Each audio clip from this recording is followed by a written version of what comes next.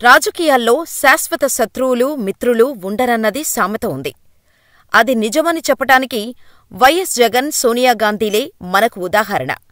కాంగ్రెస్ సోనియాగాంధీతో విభేదించిన కారణంగానే జగన్ జైలుకు వెళ్లాల్సి వచ్చింది. ఈ విషయం అందరికీ తెలిసిందే. సో, ఇంకా జగన్, సోనియా కలిసే ఛాన్స్ లేదు అని రాష్ట్ర ప్రజలు చాలా స్ట్రాంగ్గా ఫిక్స్ అయ్యారు.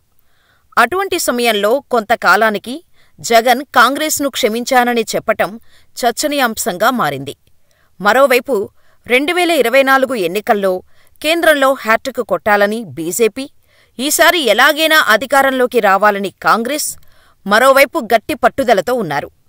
ఇదే సమయంలో జాతీయ స్థాయిలో ఈసారి ఎన్డీఏ కూటమికి తగినన్ని సీట్లు లభించే అవకాశం లేదని పలువురు సెఫాలజిస్టులు చెప్పటం, ఇండియా కూటమి అధికారం చేపట్టేందుకు వ్యూహాలు రచించింది.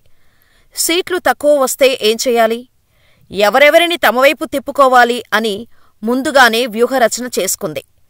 ఇండియా కూటమి ఏపీలో టీడీపీతో బీజేపీ జతకట్టడంతో ఇండియా కూటమి చూపు జగన్పై పడింది. అప్పుడే సోనియాకు తను చేసిన తప్పేంటో తెలిసొచ్చింది. తను చేసిన తప్పు తను తెలుసుకుంది. రాజకీయాల్లో గెలుపునే అందరూ చూస్తారు అని అనుకున్న సోనియాగాంధీ ఏపీలో వైసీపీ అధినేత వైఎస్ జగన్మోహన్ రెడ్డి గెలుస్తారని నమ్మి, జగన్ తమవైపు వస్తే ఇండియా కూటమికి కలిసి వస్తుందని భావించి కాల్ చేసి మరీ సోనియాగాంధీ జగన్తో చర్చలు జరిపారు అని అప్పట్లో టాక్ నడిచింది. కాని జగన్ మాత్రం కేంద్రంలో తాము ఎటువైపు అనే అంశంపై క్లారిటీ ఇవ్వలేదు. ఎన్నికల ఫలితాలు వచ్చిన తర్వాత జగన్ ఘోర ఓటమి చెందారు. ఏపీలో కూటమి ఘన విజయం సాధించింది. కేంద్రంలో బీజేపీ ప్రభుత్వాన్ని ఏర్పాటు చేయటానికి కావాల్సిన మ్యాజిక్ ఫిగర్ 272కు మించి 20 సీట్లు మాత్రమే అధికంగా సాధించగలిగింది. సొంతంగా మెజారిటీని సైతం తెచ్చుకోలేకపోయింది. దీంతో ప్రభుత్వాన్ని ఏర్పాటు చేయాలంటే భాగస్వామ్య పక్షాల మద్దతు అత్యవసరమైంది.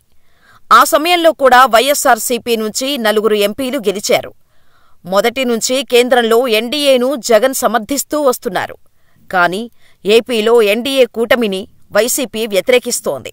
దీంతో వైసీపీ మద్దతు ఎన్డీఏ కూటమికే ఉంటుందని జగన్ ప్రకటించారు.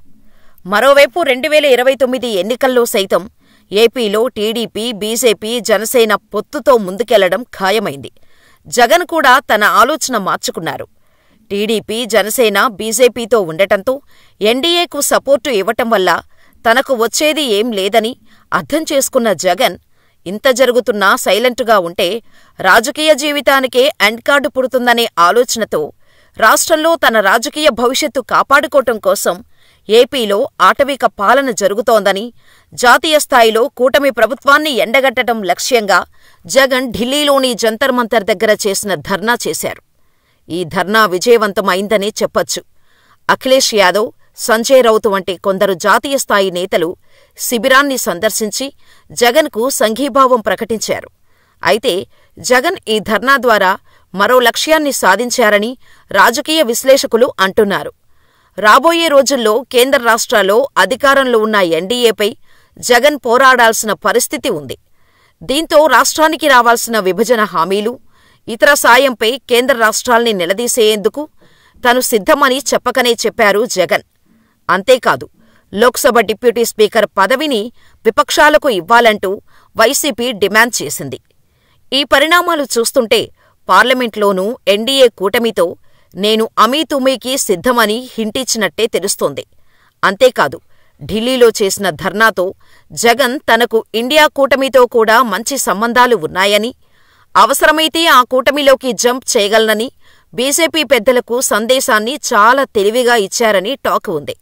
అయితే ఈ వ్యూహం చాలా వరకు సక్సెస్ అయిందని అంటున్నారు రాజకీయ పండితులు.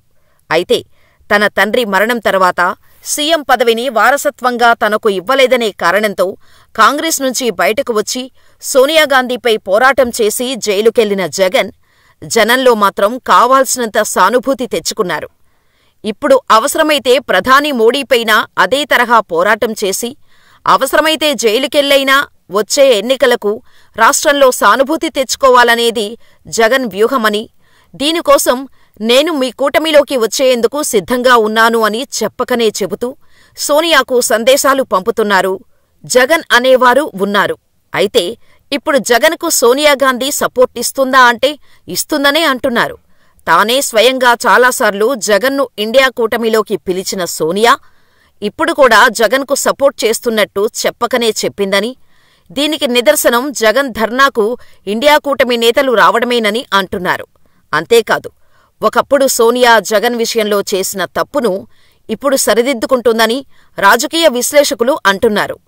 ఒకవేళ ఇదే నిజమైతే ఇలాంటి రాజకీయాలలో పండిపోయి ఉన్న మోడీ, అమిత్ షాలు జగన్ రాజకీయానికి ఎలా స్పందిస్తారనేది ఇప్పుడు ప్రశ్నార్థకంగా మారింది.